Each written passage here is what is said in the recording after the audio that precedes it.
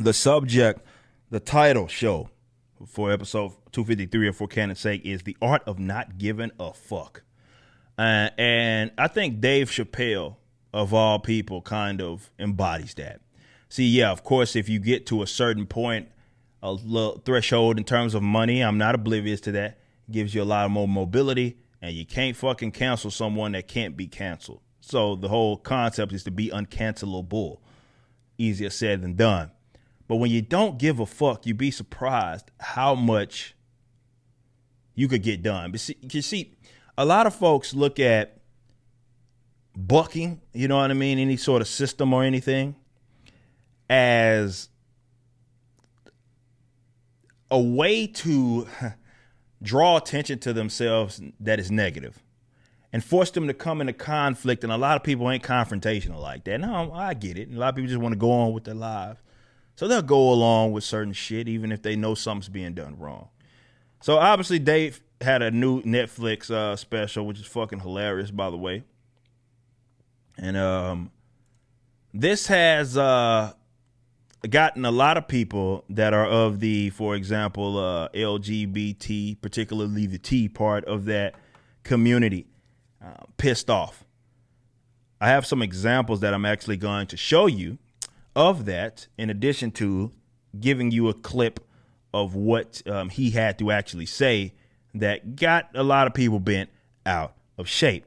But this is not surprising. And if anything, him doubling down in the way that he has been doubling down just further proves what it is that we're working with here. And this is a bunch of weirdos who are trying to whip a lot of people into submission. So I'll show you this real quick. Let me move this over. All right. Let's listen to real quick a segment from Dave, which is, oh man, it's hilarious. And he's completely correct. Check this out. When Sticks and Stones came out, a lot of people in the trans community were furious with me, and apparently they dragged me on Twitter. I don't give a fuck, because Twitter's not a real place. That's such a simple thing. It's hilarious, which is kind of the best kind of comedy, where it's like some realism in there. But he's like, hey, they dragged me. I don't give a fuck. Twitter's not real. And I say this all the time. Twitter is not real life. Unfortunately, there's a, like, look at Twitter in the context of, like, even the world, right?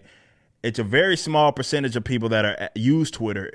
And of the people that use it, there's an even smaller percentage of people that are actually active on it. Yet a lot of people have been confused into thinking that Twitter represents the outside world, and it couldn't be anything further from the truth. Same thing can be said for a lot of these other forms of social media. It's not the real world at all. But him making jokes like that has, for example, this person right here, Jacqueline P. Moore, who I believe is a trans person, talking to Variety about how Dave Chappelle's new special is transphobic, meaningless term. I've been claimed to be transphobic, completely meaningless term. Glad pissed off. NPR pissed off as he tells these jokes about gay folk, trans folks and so forth. Glad's coming out like, oh, we agree these are negative things, talking about these marginalized communities. And it just really goes to show we talk about this with Black Lives Matter as well as like the organization Black Lives Matter and how they've kind of latched on, or really it's been like that for as long as these women have been running it, where they latch it on to like being against like patriarchy and tying trans into this whole Black life thing. So basically it's been, I don't want to say co-opted because it almost started basically as such. A lot of the founders are like lesbian and shit. But like that's how they use basically the death of a Black life, particularly Black men, to also push whatever else it is, acting as if those are both the same, which is hilariously enough that are people that still fall for this. But what's happened here is that let me say this, and I'm not even going to mess for words for this. If you know who Dave Chappelle is, you know Dave Chappelle he make fun of fucking everybody. Most comedians, the best ones have. Dave done made fun of black people, white people, black white people, and white black people. And gay people are not, or trans folks are not beyond that. It was another joke where he was talking about the baby. It's a good point too. The rapper, well, I'm not that familiar with. I'm not gonna sit and pretend like I am, but he's like, yeah, a lot of y'all, like the baby actually killed a motherfucker in a Walmart or something like that. And he was like, you could hear the gas from the crowd, like, what? He's like, yeah, fucking look it up. And then he said, and it didn't ruin his career. And then he says, like, you see where I'm going with this, right? He was like, so you can fucking kill a motherfucker, but God forbid you actually hurt the feelings of someone that's gay. And that's why, when you look at the pride and all this is my criticism of sort of not only people that belong to that kind of that mainstream progressive part of that culture. Not every member of that every gay or lesbian person is a member of that. I will concede that point. But a lot of them are going around begging to be embraced and begging to be accepted, which I guess is similar to a lot of black organizations in that regards, is that it's basically a bunch of begging to be accepted and embraced. But anything short of jiggling and gyrating with them at a fucking parade is being deemed as transphobic, right? See, a lot of us get made fun of, whether you are part of whatever, whether it be black people or whatever, or white people, you get made fun of. It's like, ha ha, it's kind of actually true, but whatever. It's funny. But you cross into that community and they can't even take a fucking joke. Why?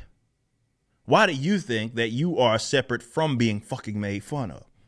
Hell, white folk, definitely amongst black comedians, they always the fucking butt of the joke. It is what it is.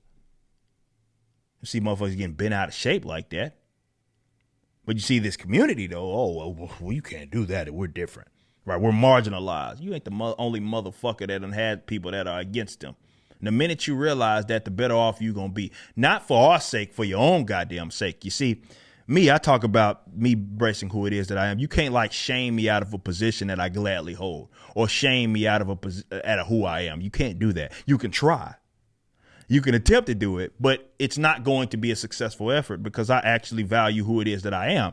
I'm not looking for your acceptance or your validation of my existence, which unfortunately a lot of folks in that community, among a lot of these other marginalized groups, that's exactly what it is that they're doing, to the point to where they can't fucking take a joke. And that's why you hold L's. Because your entire validation, your entire existence rests upon being valued a certain way by people that you think don't like you, instead of just being proudly who it is that you are. Something to think about. But the art of not giving a fuck it's a beautiful thing. Because when you are like that, yeah, you're going to get some people that's going to come for you and call you all sorts of names and say that you're a bad person. But when you are like, I don't care, it's liberating. It just feels very, very good, because you're like, you can't do anything to me. You don't like it. Congratulations. Move on with your life. You just watched a clip from my podcast, For Canon's Sake. Catch us live at 12 p.m. throughout the week over at youtube.com/YoungRipper59 and follow us over at odyssey.com/@YoungRipper59. If you want to watch the entire video cast after the show is over, just be sure to become a member on the YouTube channel. Of course, the full audio portion of the podcast is available for free on all major digital platforms, or just visit forcanonsake.com.